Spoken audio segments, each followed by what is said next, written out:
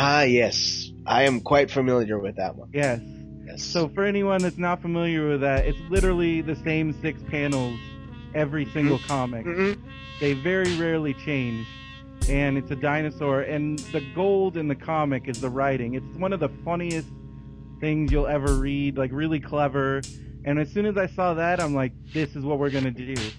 And so Phil kind of figured out Illustrator enough where you could create, I'm like, let's use our Brax character and we'll have him tell our stories and we'll add some more characters. So he had the idea for Manny the Manta Ray, and then he had a pet rose, which Phil actually had a rose called Rosie, and that's where that came from. And then the bot would represent anybody we considered evil. So like, if there was a band we didn't like, they would be the bot. If it was like the music industry executive, he would be a bot. So the bots are basically like just the bad guys. And so we literally made an Illustrator. We only had to draw them once, and then we could just kind of move them around and make them smaller and bigger. And that's how we do our comic. And I think we're past 150 strips. Oh, that's very good. So yeah, that's how we did it, and it's been a lot of fun. And we've gotten to tell all our funny stories, and we have basically, and we're at 147, so we're almost at 150.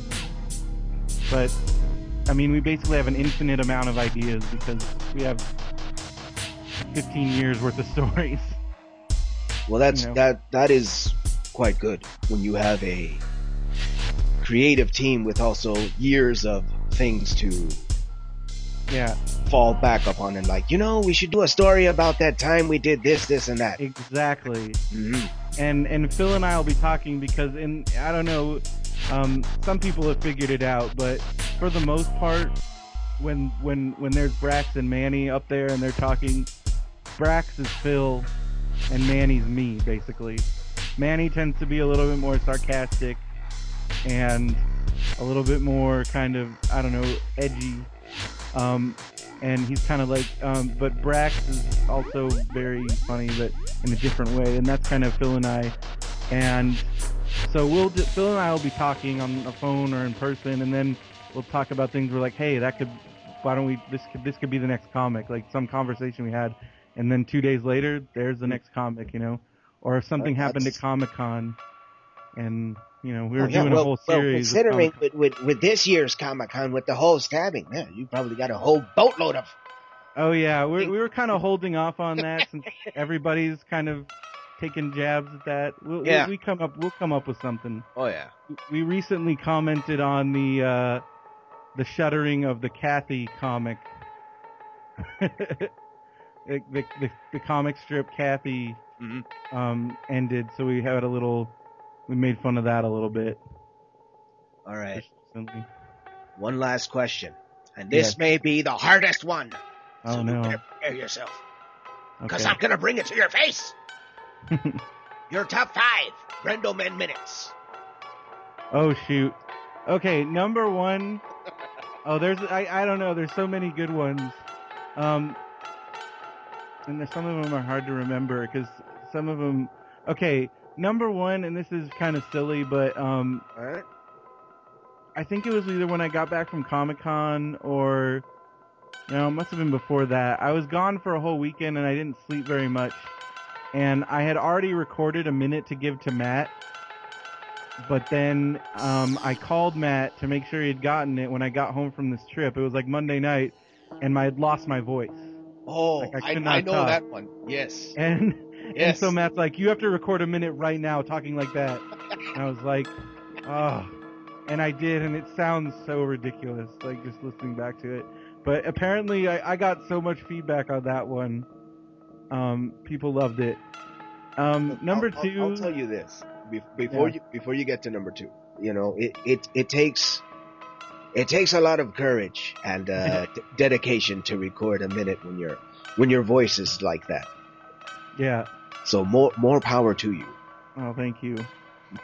Number 2, just because he's a good friend of mine, and it was the first time we realized that we could do other stuff in the minute, was when I recorded with my friend Brian Maxwell. And he asked a question in person, Brian Maxwell being the host of a podcast called Will You Sign My Cast, prominently featured these days on Tell 'Em Steve Dave.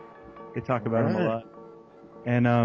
And he just, we were in LA and I'm like, dude, we got to do a minute. And so he asked me a question and then we talked, and he's just this really funny dude from Tennessee.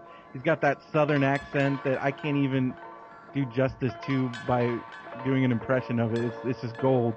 His voice was meant to be recorded, and I just got a kick out of it. I also really enjoyed, well, I'm trying to think of some other ones. All right, you're at number 3. Yeah, number 3 would be the one I recorded about Star Wars, because that was just me kind of waxing nostalgic about something I love so much, and awesome. And people seem to really connect to that. Like, I told the story of when my dad took us to see all 3 movies on the big screen, like once in a lifetime opportunity, you know, and so that was good. It was cool talking about that. And Matt needed some extra minutes, so I got to kind of talk for like, I think almost 10 minutes. So that was fun. The one I recorded in the Haunted Mansion, because I love the Haunted Mansion more than anything in the world, and that was fun. That was the first time I had an iPhone. When the iPhone first got voice recording, and I'm like, I could record minutes anywhere. And so I actually recorded while riding Haunted Mansion. I think I actually did that twice. And then number 5 would be the one that Matt did a surprise minute where we were watching Clockwork Orange at a drive-in theater, and he's like, we're recording a minute right now. And he recorded it on his phone. And I did it with Matt, and I happened to be stoned at the time. So a stoned minute. Yeah, the one and only. That's fantastic. So that's probably my top 5 right there. All right. See, I thought I was gonna throw you off with that, but you were prepared. That shows that you are on your game. That's very good. All right. So now the time has come for you to plug stuff that is cool from the interwebs. So what do you got for us? Well, I'm pretty sure I'd get killed if I didn't mention 2 things. Smodcastle.com. We got shows going every weekend. Buy your tickets. Bagged and Boarded, Smodcast, Malcolm's show, which everybody needs to go see. Buy all your tickets there. We got Kevin's shows. We're even playing cartoons on Saturday mornings, man. We got something for everybody. Nice. And then baggedboarded.com. That's our website, or a site called Fred.com, which is where you can download the show, as well as several other fine podcasts. We've already talked about smodcast.com. My website, where you can get into the world of Brendoman, is brendoman.com. And I have a blog, and I post videos and other whatever I feel like posting. And then Brax Comics, BRAX.com. BraxComics.com is my comic. And then my Twitter is @Brendoman. And I think that's the basis, man. All right. That sounds like everything. And with that, this is the end of another interesting and multi-part El Supercast. And I hope, Brendoman, that sometime soon you can come back. Have another chat with us. Definitely, man. Thanks for having me on. Not a problem. Take care. All right.